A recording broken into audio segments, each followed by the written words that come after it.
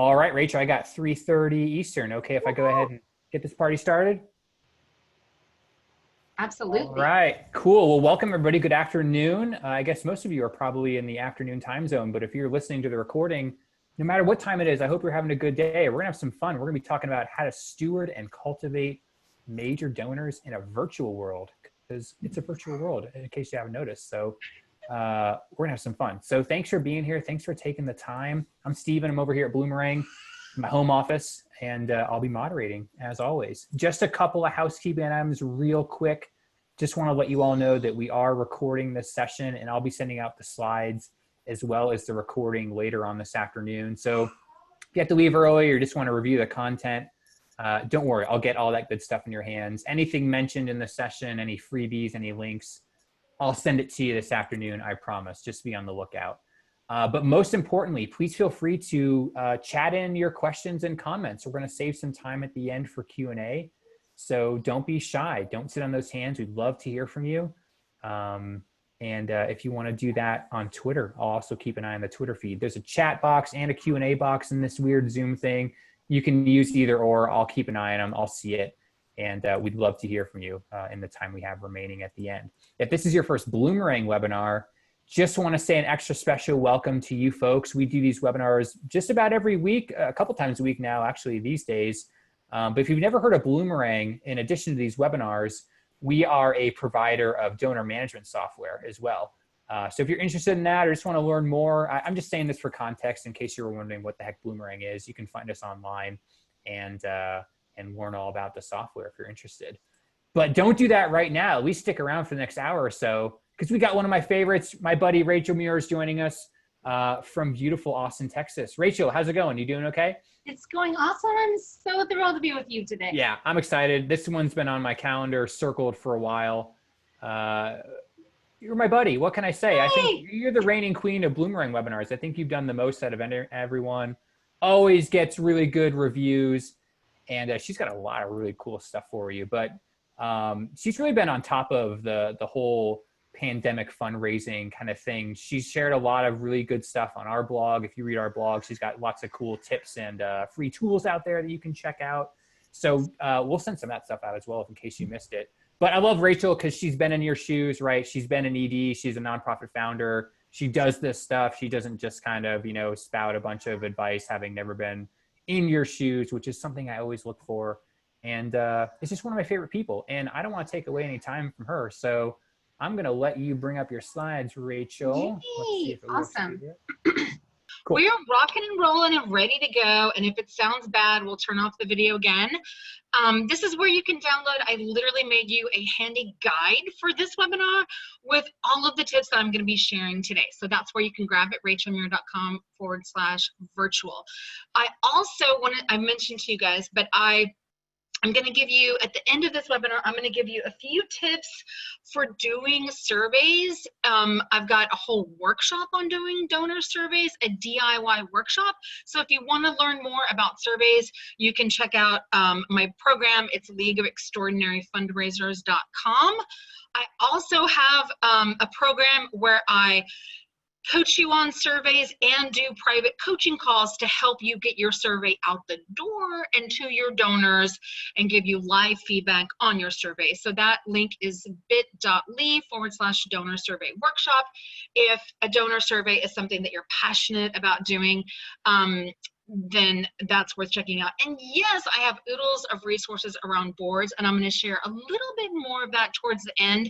But if you can't wait for that, you can go to leagueofextraordinaryfundraisers.com. I'm actually doing a workshop on boards next Thursday, and there's a bonus group therapy session, a board therapy session for executive directors and development directors who are struggling with boards and how to get your board to fundraise. So that's where you can, and Stephen has the links. I'll let him post those in the chat, and I've got them again throughout this. So I also do coaching. This is a program I mentioned. Next week I'm doing a workshop on getting boards to fundraise. Every month it's a live workshop and a workbook. It's only $49. So if you enjoy today's session and you want to get some more coaching from me, you can check that out at leagueofextraordinaryfundraisers.com. So I want to start you guys out right now with the number one thing, no matter where you are, no matter how big your organization is or how small your organization is or how new you are to fundraising or anything else, I want you to know your job right now, regardless of the how, is these three things. I want you to help your donors' well-being. I want you to connect with your donors. You have the opportunity to be, in the silver lining of this pandemic, is you have an opportunity to reach your donors. They're much easier to reach than they were before. And you have an opportunity to be there for them and to connect with them and to deepen your relationship with them. I'm going to show you oodles of eye candy examples to help you do that today. But this is your job.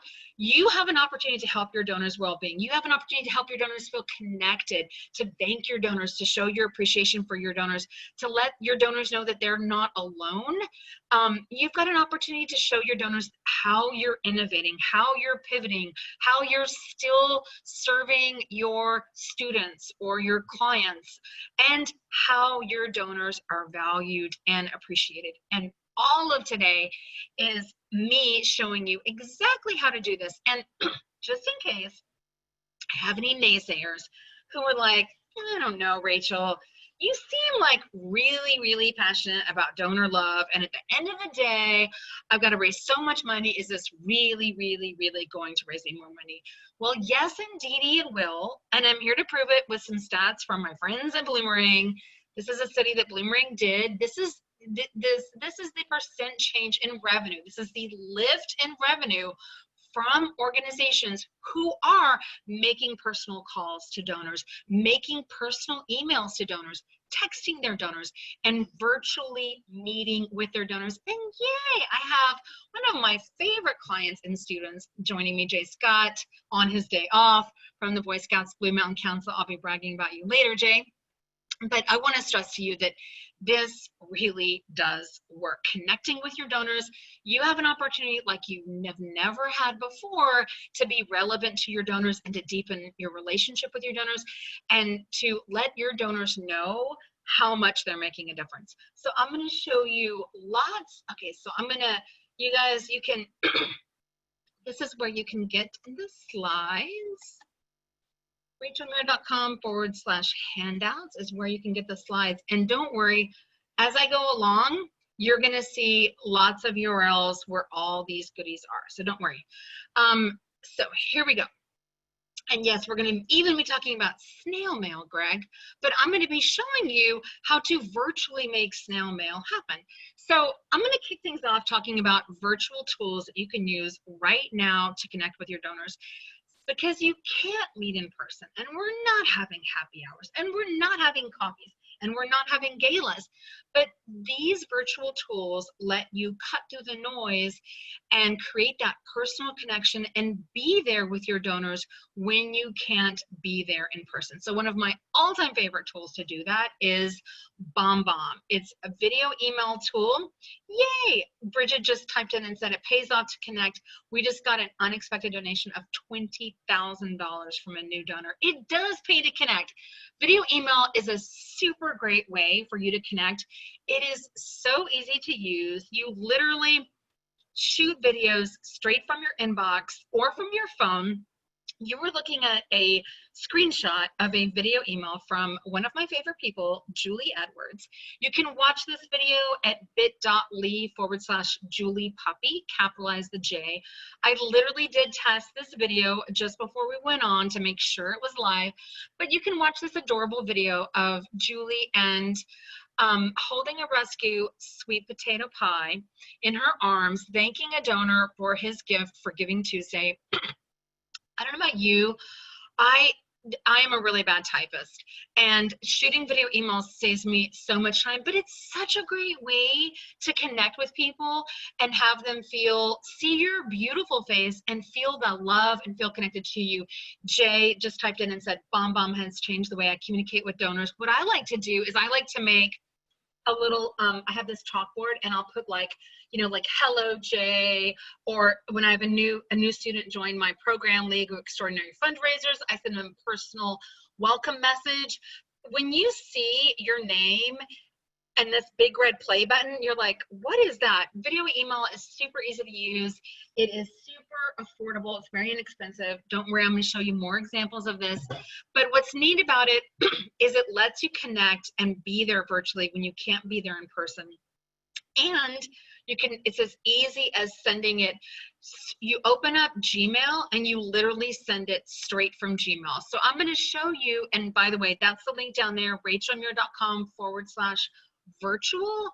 That's where you can download the ebook that I made just for this webinar, packed with all of these examples as well as links. Ashley said, Rachel's video messages are charming and I love getting them in my inbox. Yay!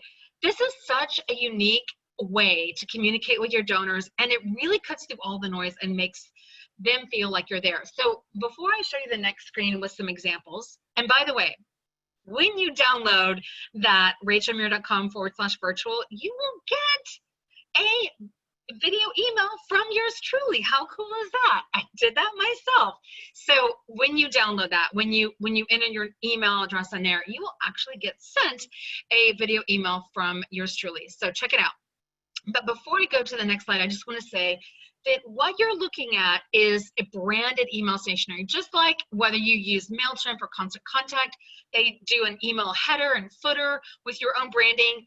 They will do that when you sign up with BombBomb, but you can also send something directly from your inbox. So right over there, that's me. Look, same background. Is it magic? And I was shooting an email, and you get this big red play button. It's like an animated GIF. It's really irresistible, and people want to click on it and they want to play it. So it's a really neat tool to be there virtually with your donors. It's $470 a year. That's the nonprofit rate. It is worth it. I mean, it is, I guarantee you, it's literally worth it. I have been a paying customer. I don't work for BombBomb. I don't make any money if you sign up with BombBomb. I want to say that. But I've been a paying customer of BombBomb for 4 years now, and I love this tool. And you can even hear from some of the people that have gotten video emails from me saying, oh my God, I really love it when Rachel sends me video emails. So when you sign up, rachelmuir.com/virtual, you will get this email from me, and it's a sample of thanking someone during coronavirus. It is a really neat tool, and this is like my #1 favorite tool that you can use right now to communicate with donors and be there virtually, cut through the noise when you can. And the coolest thing about this tool, aside from connecting with your donors and the ease of either sending it with the branded stationery or sending it straight from Gmail, you just click a button and send it straight from Gmail. But the coolest thing about this tool, friends, is you can set it to send you an email when your donor watches your video. I don't know about you, but this is like mega, like, you know, just type yes into the chat if you would like to know if your donors are reading your emails, but not in that creepy, like Microsoft Outlook read receipt kind of way. Everyone's like, yes, yes, yes. And someone asked, does it work with Outlook too? Heck yes, it does. Outlook and Gmail, my fundraising friends, it works with both. But you can set it to send you an email when they open your video. When they open the email and play the message, you can set it to send you a video, and then you can call your donor and be like, oh my gosh, Jay, I was just thinking about you. And Jay can be like, what? I was just thinking about you, Rachel. It is a really neat tool. I do training. I do custom training, I do virtual training, I do virtual board retreats. And this was a prospective client who literally opened my email like every single day. She kept opening the same email. So if someone's doing that, I know, it's looking like they're interested. It's looking like we're gonna move ahead and they're gonna actually do this. So if $470 is too much for you, I get it. That's for a whole year. That's the most expensive tool I'm gonna be sharing today. whoa, mind blown. You mean everything else is going to be a lot less expensive? Yes, it is. That is the most expensive tool I am actually going to be sharing. And look, there's a zap between Bloomerang and BombBomb. How cool is that? And that's where you can download the free guide. Again, rachelmuir.com/virtual. Do donors like it? They love it. I spoke at the Girl Scout Philanthropy Conference, which was at the Girl Scout National Convention, which is the largest girl-led event in the world. I'm pretty passionate about empowering girls. I spent a lot of my career empowering girls in STEM, and I'm a mom to a Girl Scout and a lifetime Girl Scout member. So I was doing a training, and I got this, and this Amber, who was trying to get her donor to follow through on a sponsorship. She had been, emailing her and calling her. She sent a video email, and she wrote me immediately and said, oh my gosh, I've been trying to connect with her forever. She immediately wrote me back and asked to buy tables. She's officially already watched this 6 times. And then this is a lovely tweet from a donor to my friend Carissa Gump with the National Strength Conditioning Association, one of the Olympic teams. And he said, I've donated to many causes, but only one thanked me with a personal video message. And yes, you can have an account with multiple users. And I love the love that I'm getting from Iris, who is a Girl Scout leader and is thanking me. It is my pleasure. It is my pleasure, Iris. So my next tool that I'm going to introduce to you guys is texting. And look, when I say you should be texting your donors and doing stewardship, using texting for stewardship, people get really riled up. I mean, it's like it is, people get really, really passionate. Someone asked how much editing you can do in BombBomb. It is not a high production thing. It's literally like you just shoot something quickly and off the cuff and send it. I would encourage you to think about your messages in BombBomb, doing like a 1 minute message.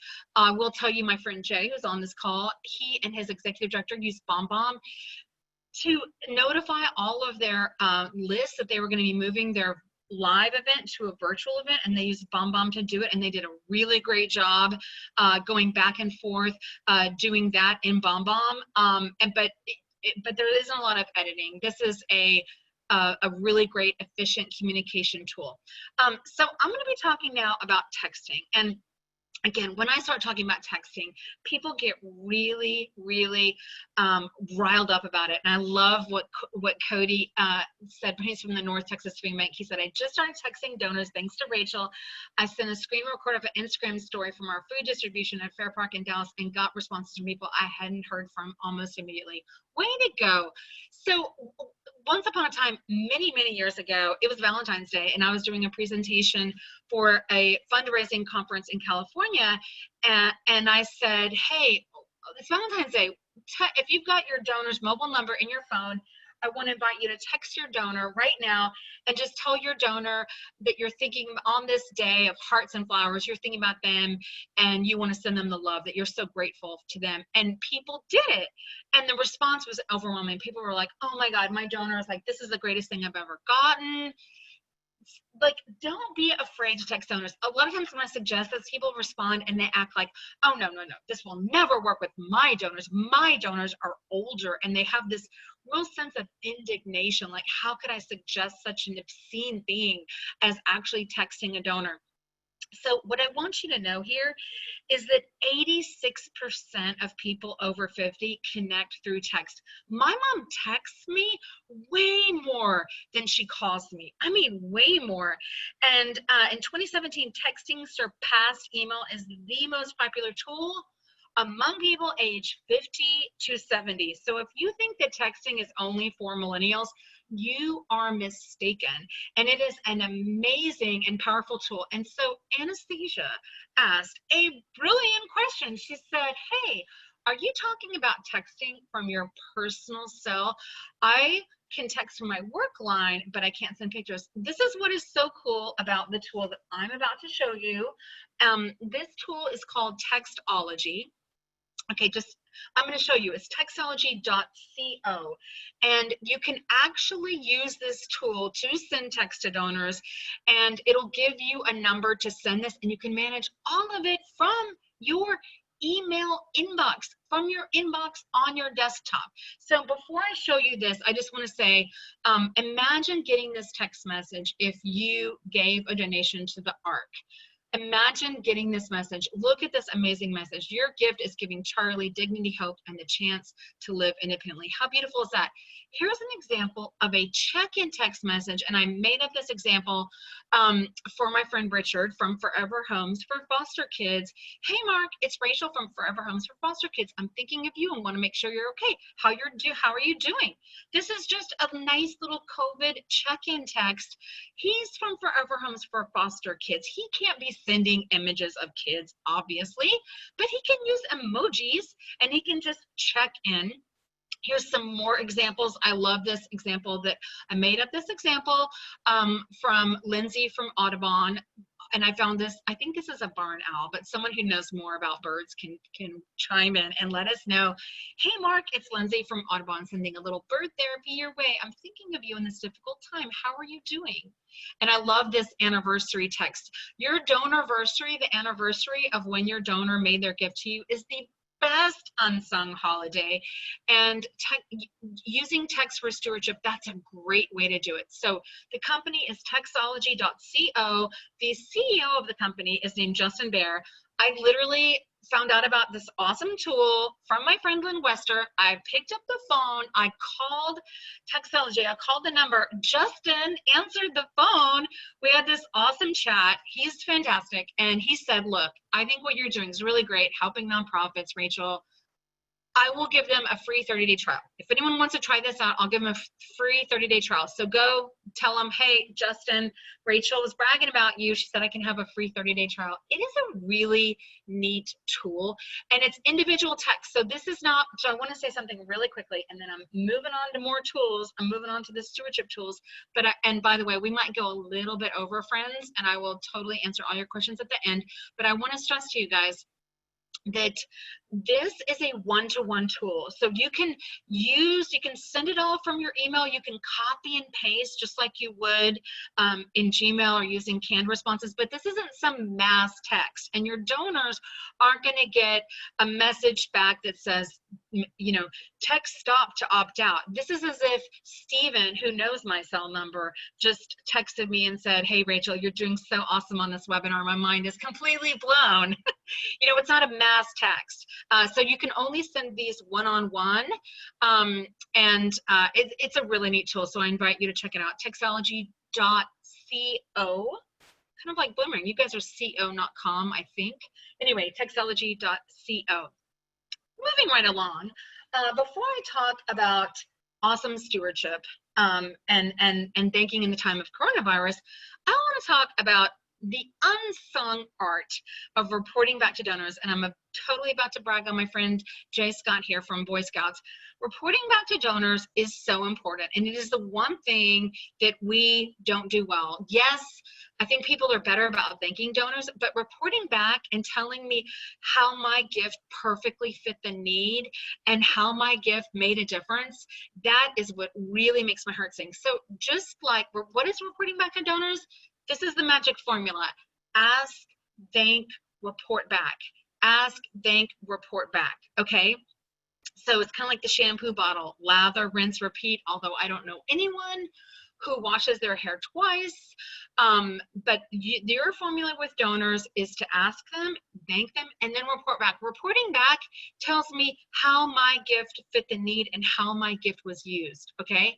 So this is an example from my friend Julie Edwards, who I adore. And if you want to learn more about Julie Edwards, look her up on LinkedIn, linkedin.com/in/Julie Edwards. She is phenomenal and literally one of the best in the top 3 fundraisers I've ever met in my life.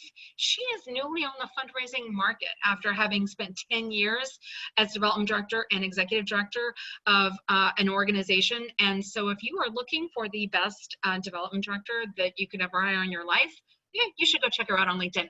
But this is an example. I'm not alone in being a mega fan of Julie Edwards. Tom Ahern is as well. And this is actually from Tom Ahern's book. This is an actual letter from Julie, and I love what someone just said. This point is so important for relationship building. Absolutely. The point being, report back to donors. So this is an example before coronavirus that Julie sent, just telling her donors how great they are. Had a photo. Wow, do you know how amazing you are? You care a lot. You make a difference every day. You are loved. That's right, love. Without you, the lives of homeless, abandoned, neglected animals will look very different. And so it's giving the donor credit. It's telling the donor what an amazing impact they're having. I hope as you go about your day, every day, that you feel joy in your heart, joy in knowing that you matter. Like, how uplifting is this? This is amazing.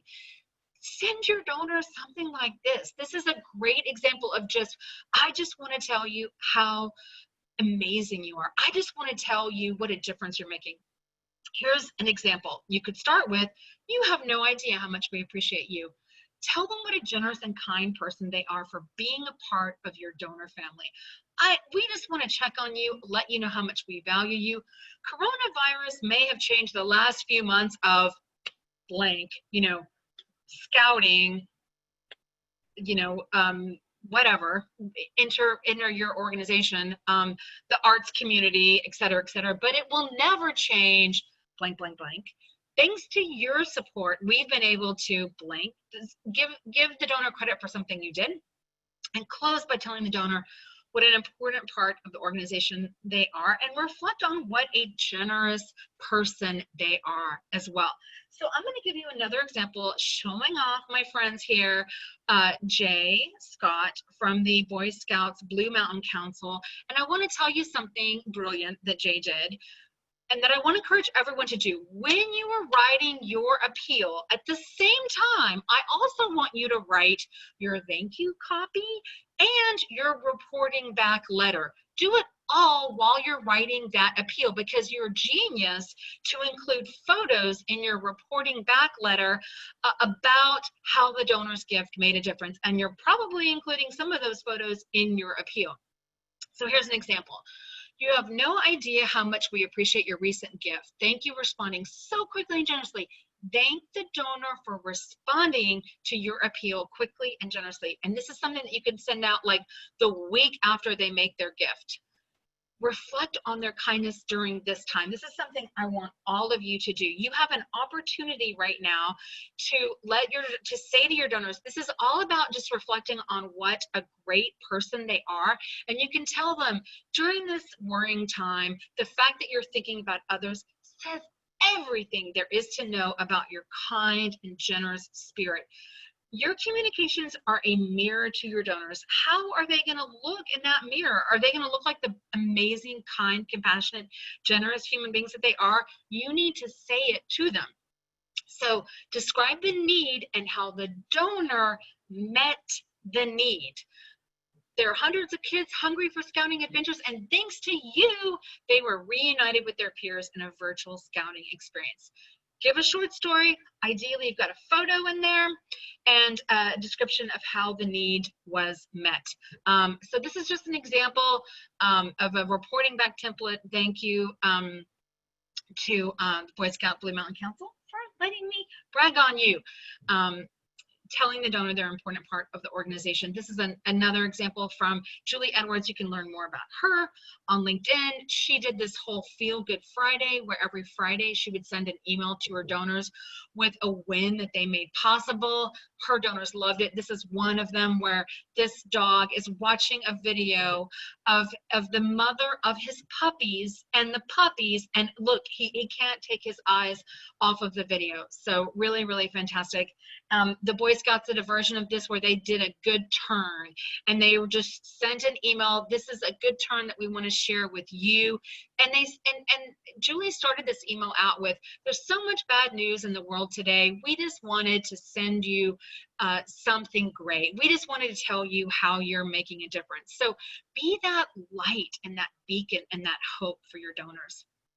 These are some stewardship ideas you can use right now. I have more of these in the book that you can download, but great holidays, Thanksgiving, New Year's, Valentine's Day, the anniversary of their gift. Some good starters for you on one of these letters could be, I thought you'd like to see what your gift is making possible. So those are just a few stewardship ideas that you can use right now. And there's more in your guide, which is rachelmuir.com/virtual. So I'm going to show you some digital tools to say thanks to donors without ever licking a stamp. And then I'm going to wrap up by talking about donor surveys and showing you some different kinds of examples of donor surveys. So this is an example of a script that I would love for you to steal, thanking donors in the time of coronavirus, because with every single time you thank a donor, you have an opportunity to reflect back on what a kind and generous person they are. And your communications, as I said, are my mirror. And if you make me feel great about the person I am, those are some really great feelings that are going to make me feel motivated to give again. So I'm especially thankful you chose to make your gift now. The fact that at a time that's so worrying and stressful for everyone, you chose to think about others speaks volumes about who you are. So, someone asked, the link is rachelmuir.com/virtual, and you'll see this link again. And I've got all of these examples in here in that link. So I hope that's helpful to you.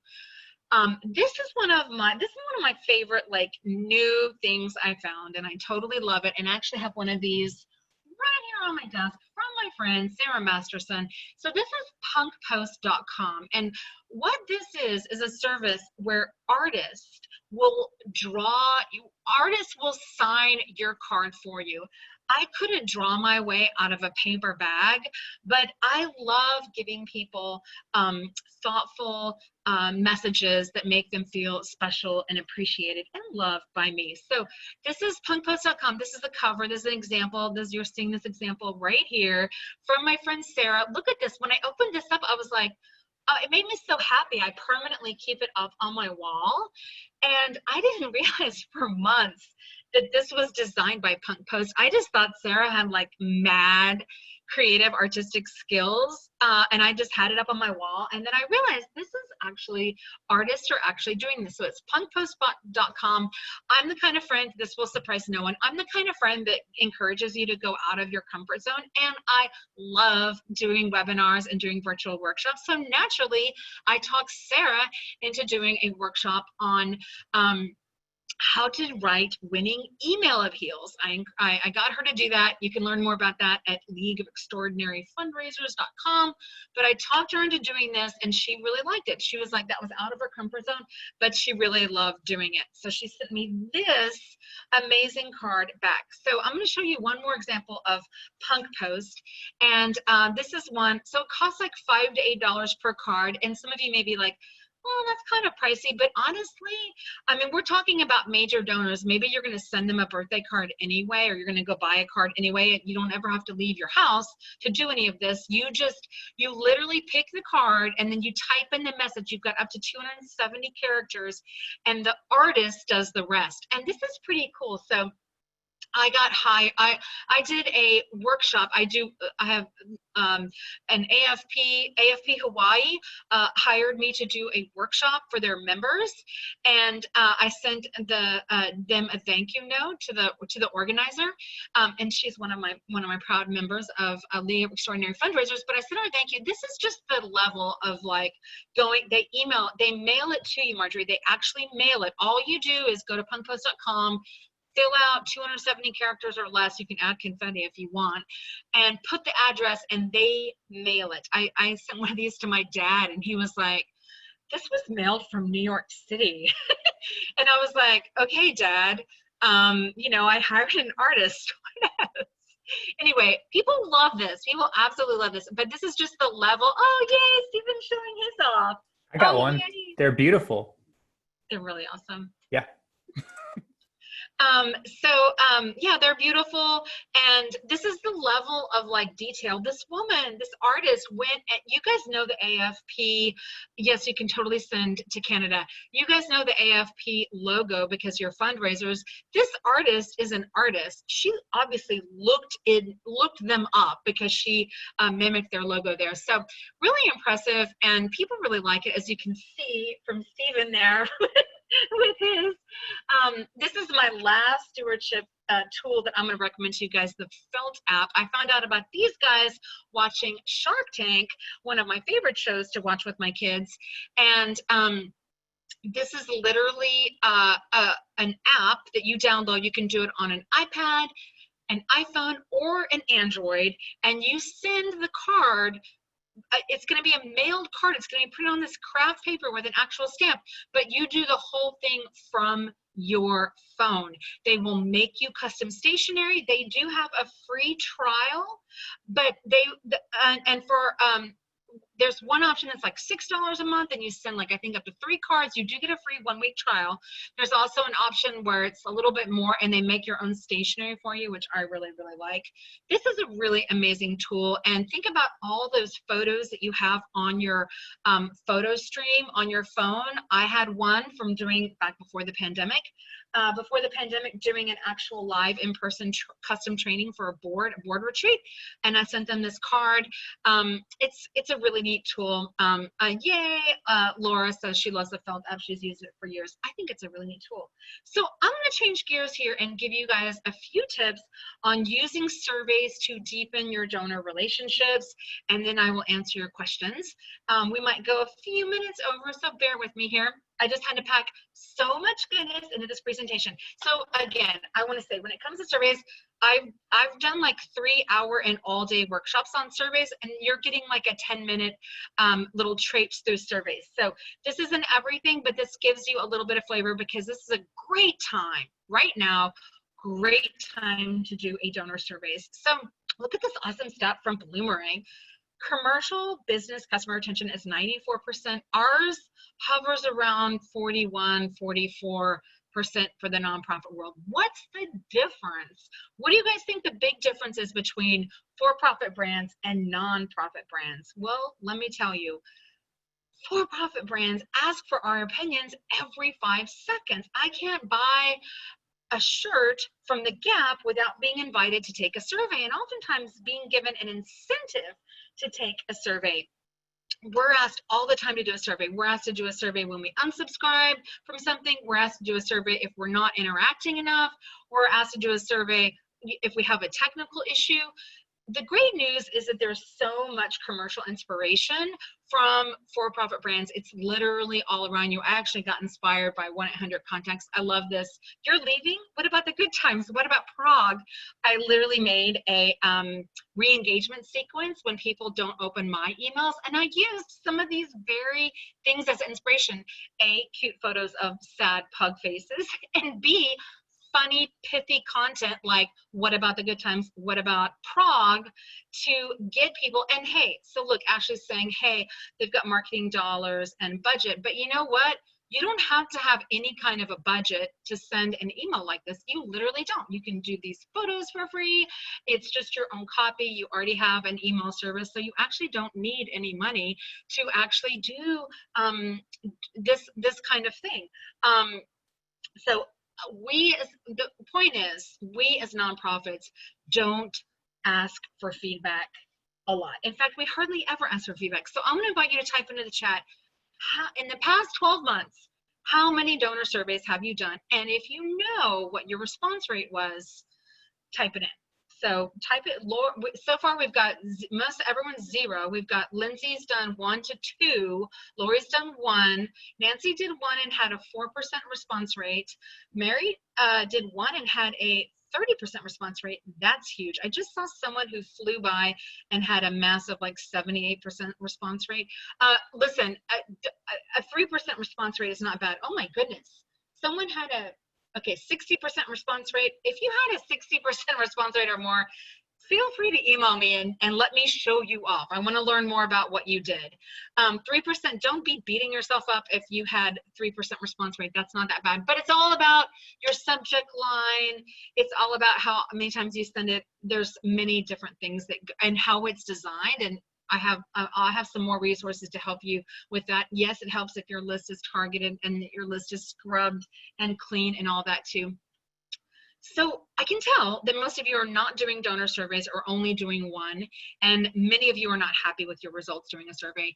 There are lots of great reasons to do a donor survey. You can find out who your donors are, what programs they care about, what beneficiaries they care about the most, how happy they are. You can learn how to better segment your appeals based on your donor interest, something that makes Stephen very happy, segmentation. You can learn which donors are great upgrade prospects. You can reveal planned giving prospects, major gift prospects, capital campaign prospects. It is a really great opportunity for you. And with everyone stuck at home, you've got really good odds that they'll actually take your survey. So I'm going to talk a little bit about, and I'm going to be quick here. I'm headed towards the end of our time together, but I've got some more resources I'm going to share with you to give you some more help around surveys. But there's different kinds of surveys that you can do. Okay, and again, I could do a whole workshop just on donor surveys, and actually have a whole workshop just on donor surveys that you can find out about at leagueofextraordinaryfundraisers.com. There's a donor connection survey, there's a donor satisfaction survey, there's micro surveys. I'm going to show you some examples of those.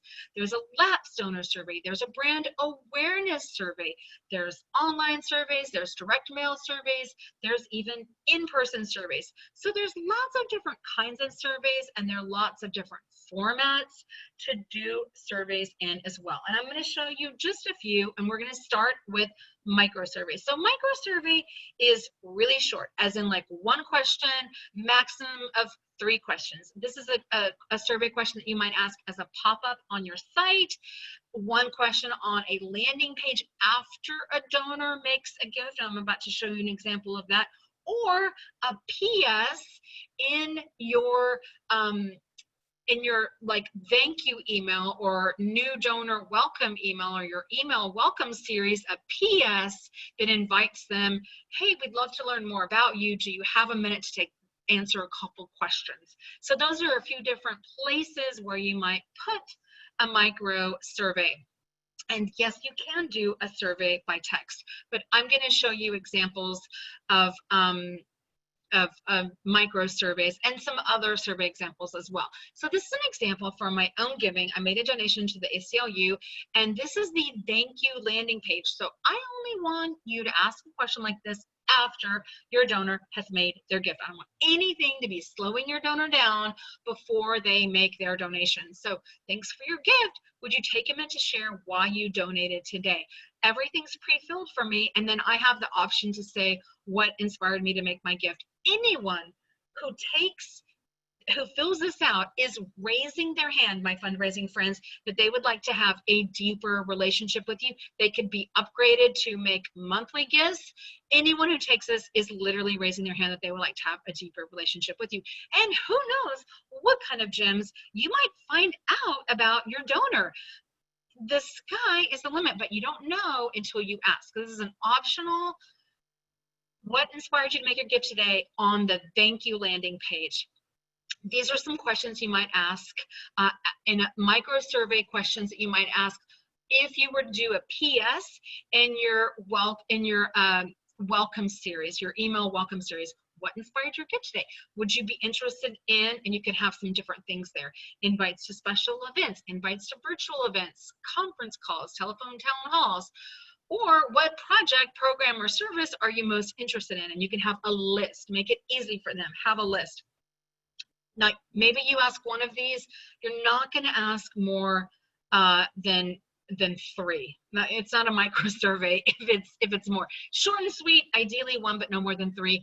Don't ask them if they're brand new to your list. You don't want to be asking questions about content, because you have to first prove the value of your content before they can answer questions about what they want. This is an example. Hey, how are we doing on communicating? Too much, just right, I want more. Again, someone has to be already on your file for a while, getting communication from you to make an informed decision like that. When it comes to literacy, this is a literacy organization. Hey, when it comes to literacy, who are you most interested in helping? Kids, adults, families. Where do you want your donation to have impact? Books, teachers, or mentors? So these are great ways to get complex questions answered. Simple, easy to read, well designed. They've got these easy radio buttons. You're telling me my progress based on what question I am. I need to know that in order to have a sense of like, oh, I'm almost done. Yay, this is going pretty quick and it's going pretty easy.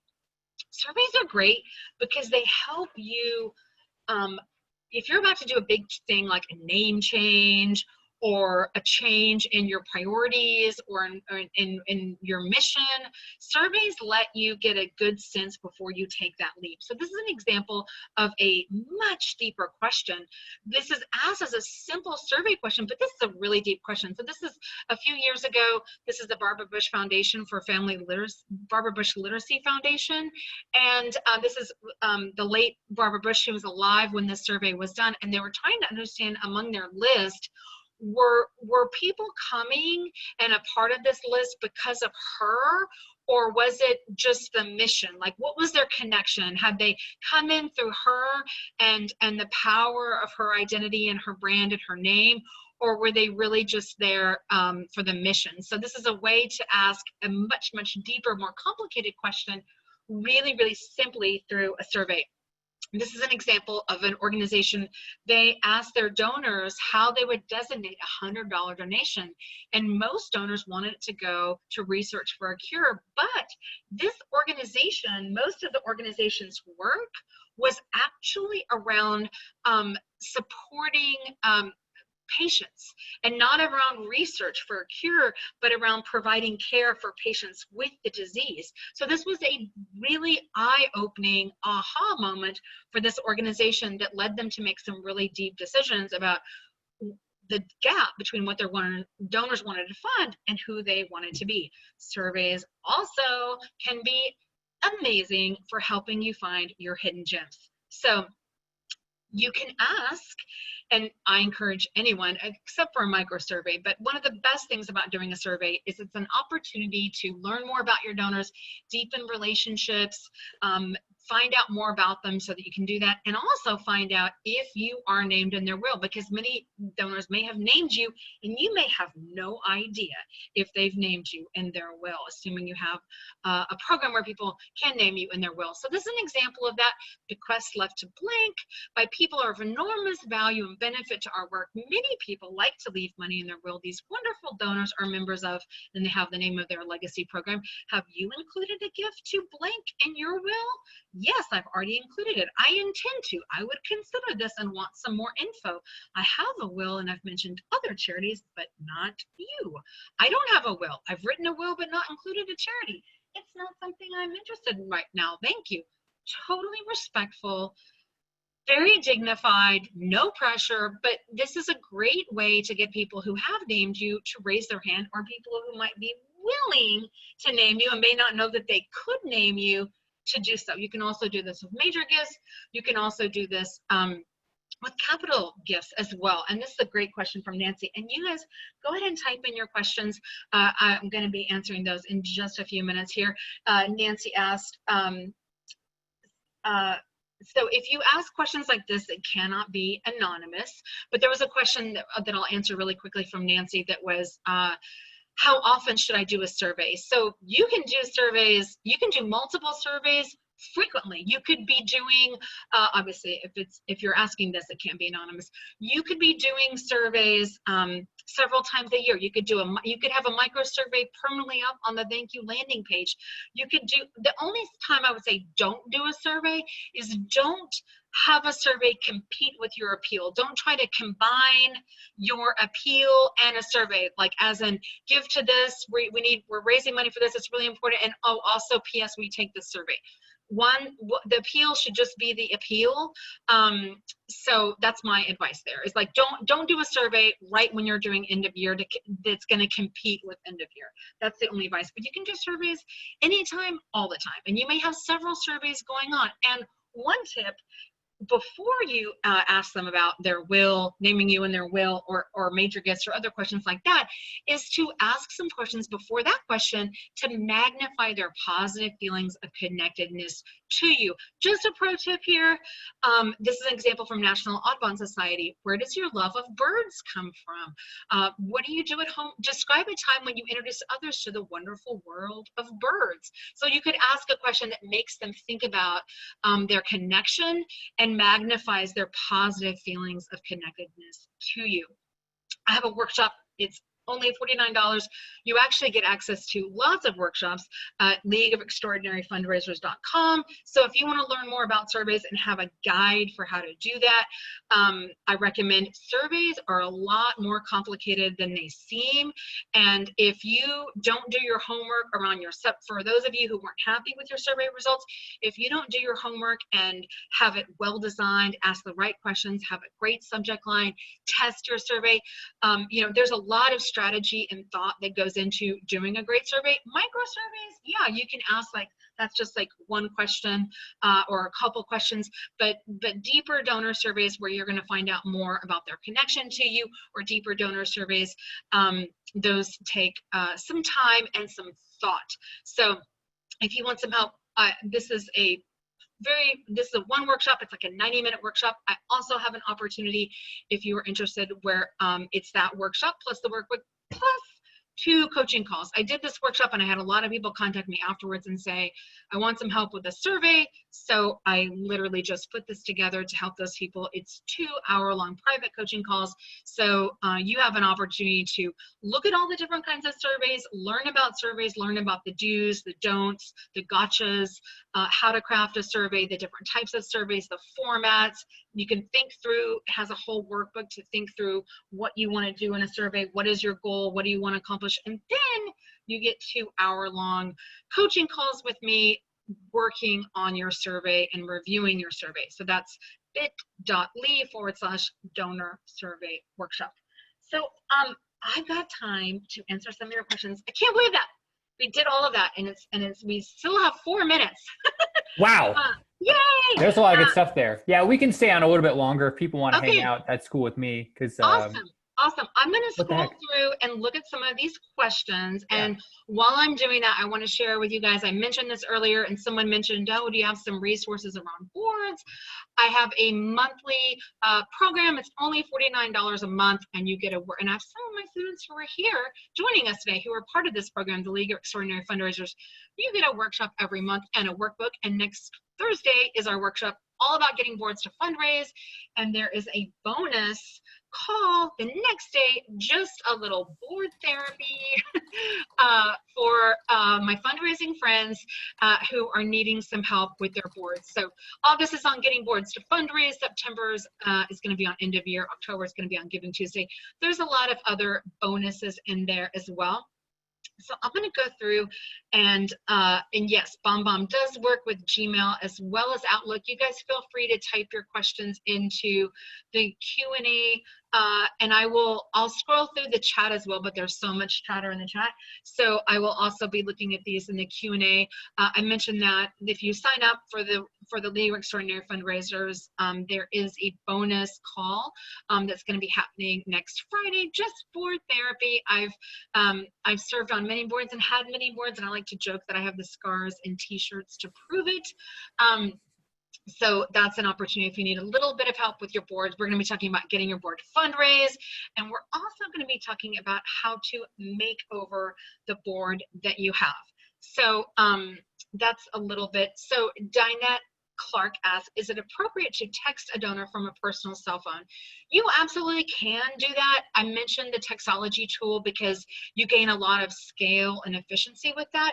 I feel like it's really up to the relationship that you have with your donor. And if you're just telling your donor, hey, I want to let you know, like, all those examples that I shared and all the examples that I have that are up in that download for you are all examples about, you know, hey, I'm just checking in on you. I hope you're sending a little bird therapy your way if you're the Audubon Society, or I just want to tell you what an impact your gift is making. Thank you so much for supporting sweaters for penguins. And maybe you've got a cute photo of a penguin wearing a sweater. And I don't even know if there's really a Sweater for Penguins organization, but I'm just giving you an idea. I know, and Stephen knows, that you can use texting to raise money from donors. But what I'm talking about, my fundraising friends, is you using texting to thank your donors and to steward your donors and to appreciate your donors. So Roberta asked, how can I find cell numbers for our donors? Is there a service we can use? Until recently, my organization wasn't collecting phone numbers. A survey is a great place, Roberta, for you to find those donors' cell numbers. And I'm going to give you another pro tip to share my mild obsession with surveys here. What works really great is if in your survey, and you can do online surveys, you can do printed surveys, include the contact information that you have for your donor and say, is this correct? So maybe you have maybe it's not really that donor's cell number. Maybe you make up a cell number with the area code from where your area is.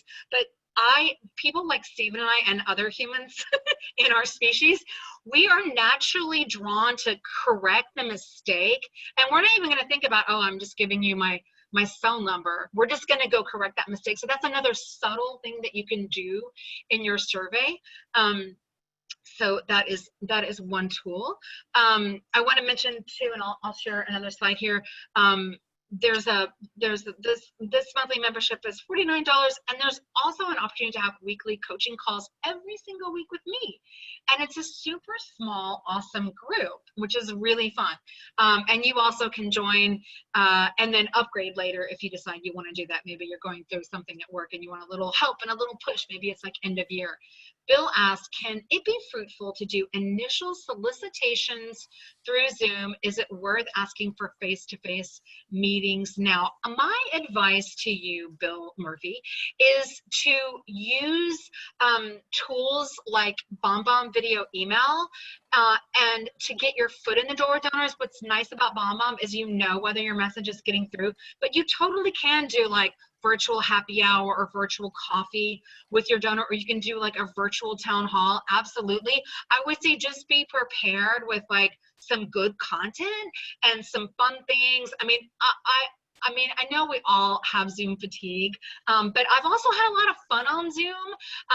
My friend Jan and I did this workshop a while back on like worst case scenario planning in the pandemic. So how you can do strategic planning if you're worried about having to like totally like shut down. And we did a lot of fun interactive things in the Zoom group. And I do that when I do like board retreats or strategic planning retreats.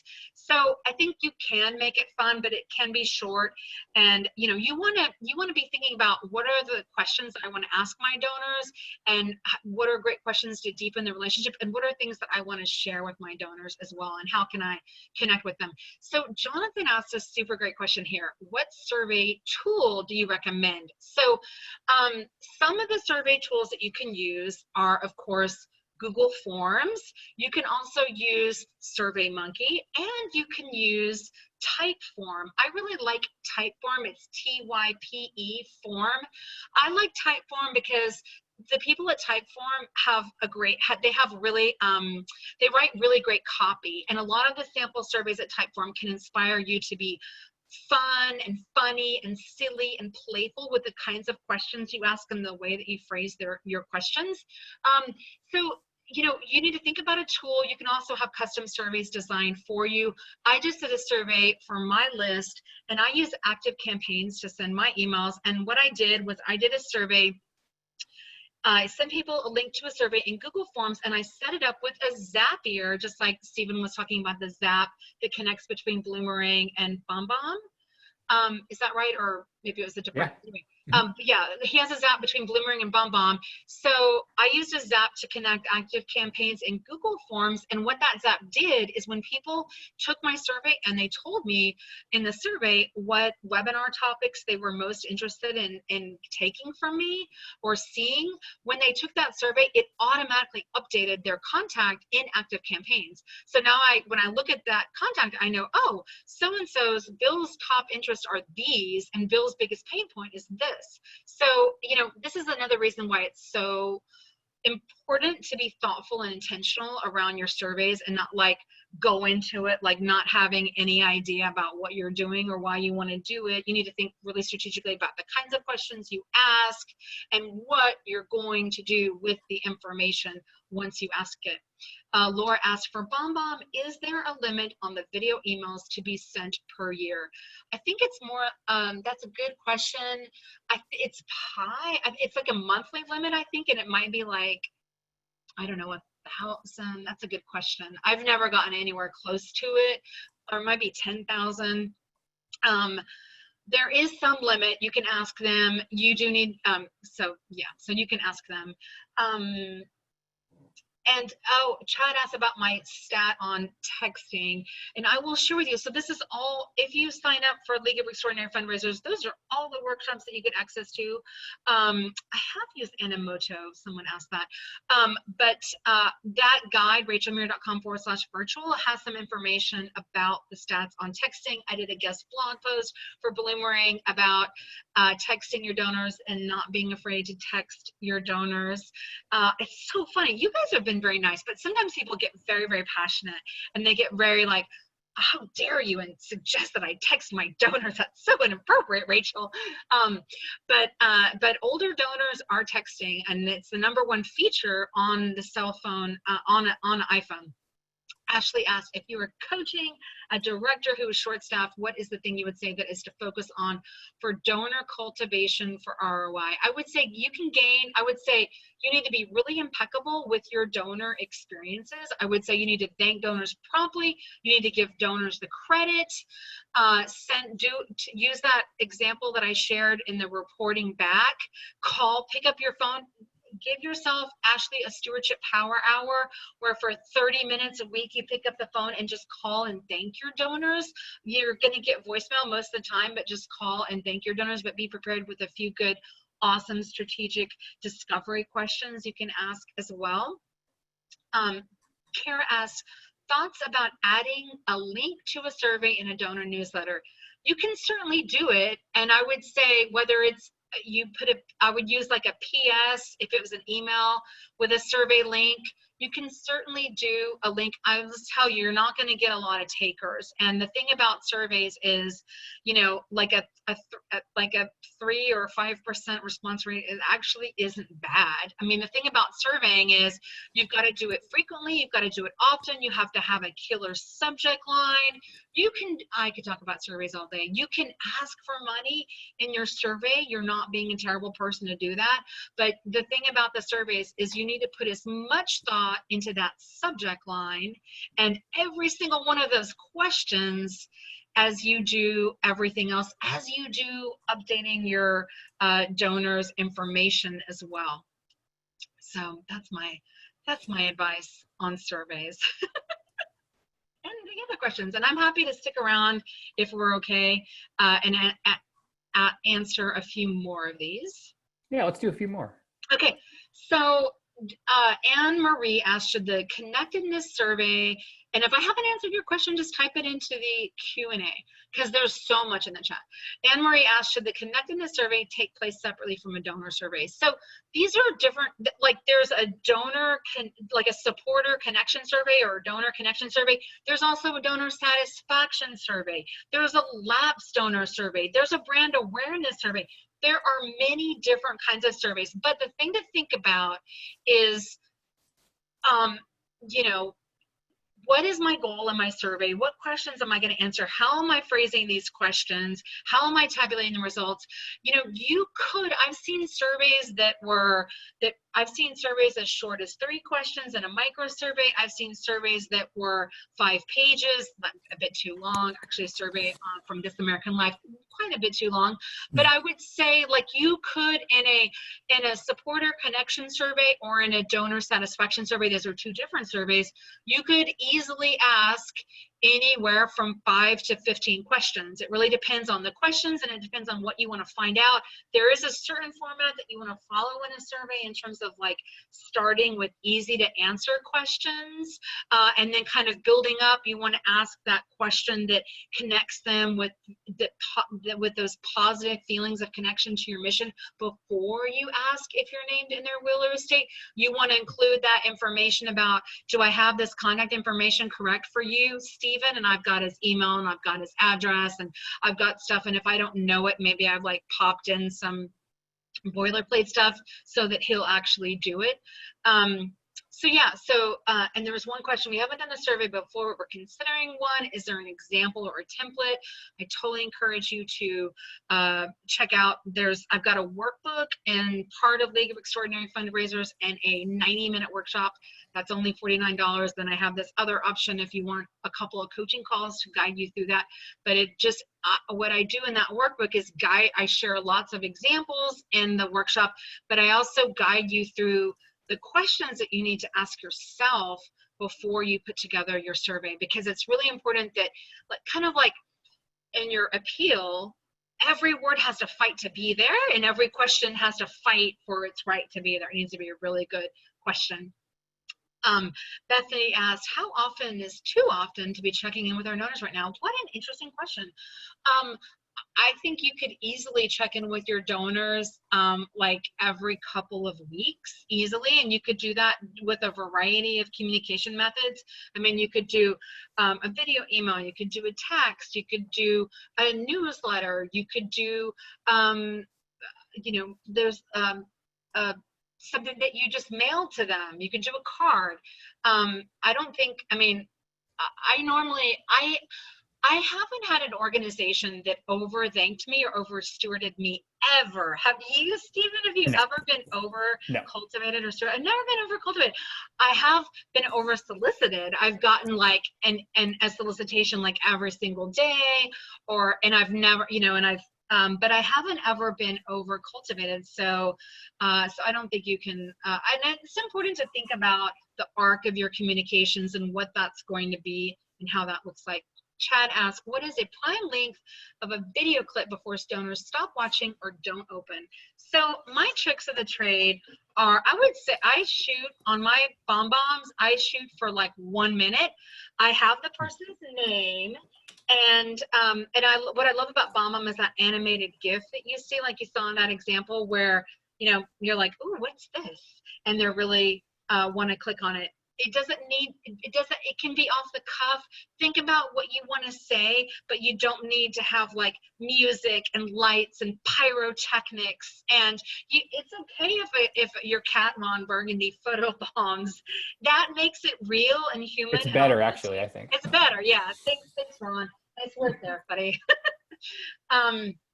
Julie said, I included an update for my appeal with my thank you card. Nice work. Should I send another separate to my donors? Hey, I mean, you know, why not? Like, like I said, I haven't been over cultivated. I've never been over stewarded. Your donors never get tired of hearing how great they are. We actually, as humans, can't distinguish between flattery that isn't genuine. So try to over flatter me or Stephen. I dare you. You'll probably just make us really happy doing it. So I don't think, you know, I gave you lots of examples from my amazing friend Julie Edwards, she's the queen of donor love, and she does such a fantastic job. Oh my goodness, these were a lot of great questions, and some are really like out there. Anastasia said, we're a new nonprofit. We actually got our IRS determination letter the week COVID hit. That's exciting.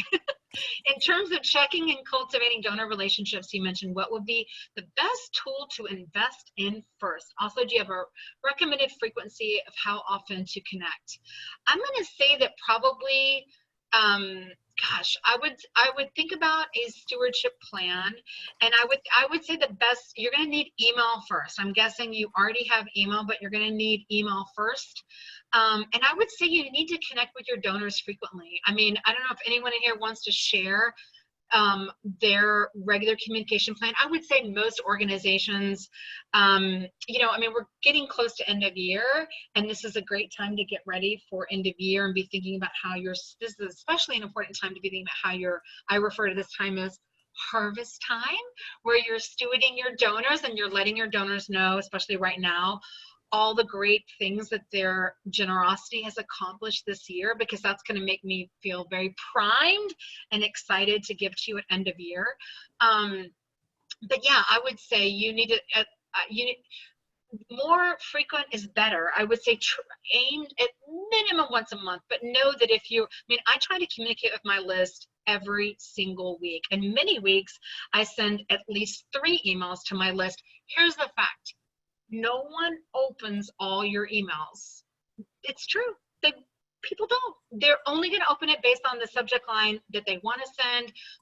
You know, I know, like, Stephen knows this. Bloomerang sends out an awesome email, and they talk about the blog posts and the webinars that are coming up.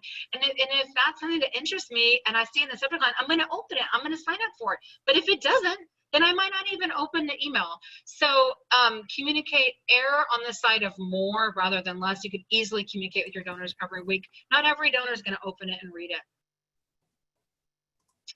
So, okay, I'm going to do one more question. And this is where just everything's up here, you guys. My email, my website, that the guide today is rachelmuir.com/virtual. So I'm going to scroll through here and see here. Julia said, we use ThankView. ThankView is like a competitor to BombBomb. It's more expensive than BombBomb, but it's a great company. I love JD. He's a great guy. Julia said, I'm guessing we need better subject lines. What do you recommend? Oh my goodness. Julia, I have a whole Google Doc just on subject lines. I obsess about my emails. If you're on my email list, and I hope you're happy to be there, I work really hard on my subject lines, and I work really hard on my copy. I'm obsessed with it. I probably send myself like 20 versions of my email before I actually hit send. And yes, I do want to go hide under my bed even after I hit send, and I'm extroverted, you know, but I keep a Google Doc of great subject lines, and I recommend you do the same. Research your subject lines, what worked the best. In your subject line, you can be urgent, you can have a fear of missing out, you can be funny, you can pique their curiosity. Those are like 4 things a subject line can do. But you know, yes, you could have spent thousands and tens of thousands of dollars or more on a donor survey, and if you don't have a good subject line, it's not going to be opened. So invest in your subject line, study your subject line. There's a free tool, subjectline.com. Big shock. It's totally free. I use it all the time, and it'll rate your subject line based on, it'll give you a score. Perfect score is 100. But yeah. I spent a lot of time studying that, and even studying like deliverability. And there's Ron Burgundy photobombing us here. You guys have been awesome, and I've had so much fun getting to be with you today. Ron, say hello. Thank you guys so much for having me. You're awesome, Rachel. This is a blast. I would do this every week if I could. Thanks for staying on longer. I wish I had bought subjectline.com back in the 90s. I should have seen that one coming. Dang it, I missed that one. But I don't know how you keep up on all these tools, like that handwritten note one, which I got a real one. I love it. Yay. That's awesome. It's hard to send mail now, you know, in a lot of cases. It is. That's what's so great about them. Yeah. I love it. You don't have to lick a stamp. You don't have to go to the post office. None of that. If you follow Rachel and subscribe to her newsletter and follow her on Twitter, you'll know about all these tools because she'll find them for you. You don't have to worry about missing any. So I would think you should do that for sure, because obviously she's a wealth of knowledge and I get all that stuff, so I can vouch for it. Rachel, this is awesome. Thanks for hanging out longer, which you did not have to do, but I really appreciate because there were a lot of questions. There still are. So reach out to Rachel if she didn't get to your question. It wasn't because she doesn't like you. I promise. They were all really good questions. And follow her. And we'll send all the links, the slides, all the downloadables, the handouts. You won't miss a thing, I promise. I'll email that here today. Probably while I'm cooking dinner, because it's almost in a day. This is an awesome way to end my day. Thanks for doing this, Rachel. It's a pleasure. Thanks for having me. It's always a blast. Oh, we love having you. We'll have you back again. Maybe this year. We'll have to talk about it. Can't wait. Yeah. Definitely in 2021. And thanks to all of you for hanging out. I think we had maybe like 800 people at the peak. So the 275 of you who stayed till the not bitter end, the opposite of bitter end. Thanks for doing that. Look for an email from me with all those goodies. And I want to tell people about next week's webinar because, Rachel, we got Terry Williams. My girl, Terry. Your buddy who you introduced us to. She's going to talk about how to attract and retain diverse board members. Folks, we got to do this. This is obviously a hot topic.